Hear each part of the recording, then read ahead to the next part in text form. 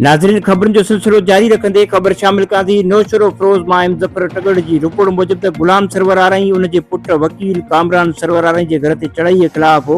गुलाम सरवर आरई वकील बिरादरी national press club Naushahro Firoz पहुची विया। अब्दुल हफीज़ खोसो, सदर मुस्लिम लीग नून शहीद बिनज़ीर अब्बास, सदर Muslim League Noon Naushahro Feroze, Waseem Arain, Ghulam Sarwar Arain, Naeem Sher Muhammad Ujjan, additional joint secretary district bar Naushahro Feroze media सां ॻाल्हाईंदे चयो त गुलाम सरवर उन जे पुट वकील कामरान सरवर आरई जे घर ते पुलिस अटलन सां चादर ऐं चौधरीअ जो तक़दस पामाल कंदे गुलाम सरवर आरई ऐं संदसि पुट कामरान आरई जे घर ते तोड़े पुलिस दहशतगर्दी ऐं असांजी इज़त ते वार कयो। पुलिस केरु थींदी आहे? सच वारंट जे घिरे पुलिस शहर में जुआ मंशात हमला करणु किथां जो कानून आहे? असांजो मुतालबो आहे त ही कानून वारो वज़ीर ज़ियाउल अंजार, आईजी सिंध, डीआईजी सिंध खां फौरन एसएसपी ऐं एसएचओ नौशरो फ़िरोज़ खे हटाए वञे। ही ॿई चोरनि जा साथारी आहिनि। ही हथ सां चोरियूं कराए वरी मनपसंद माण्हुनि खे मोटाए ॾियनि था, बाक़ी ॿियनि खे न। असांजो मुतालबो आहे त फौरन गुलाम सरवर आरई जे घर ते काह कंदड़ पुलिस ऑफिसरनि खिलाफ़ कानूनी कार्रवाई कई वञे। ॿी सूरत में असां हिननि खिलाफ़ सख़्त इतिजाज दर वठी कंदासीं। असांखे कुझु बि थियो त उन जो ज़िम्मेवार पुलिस ऑफिसर ई हूंदा।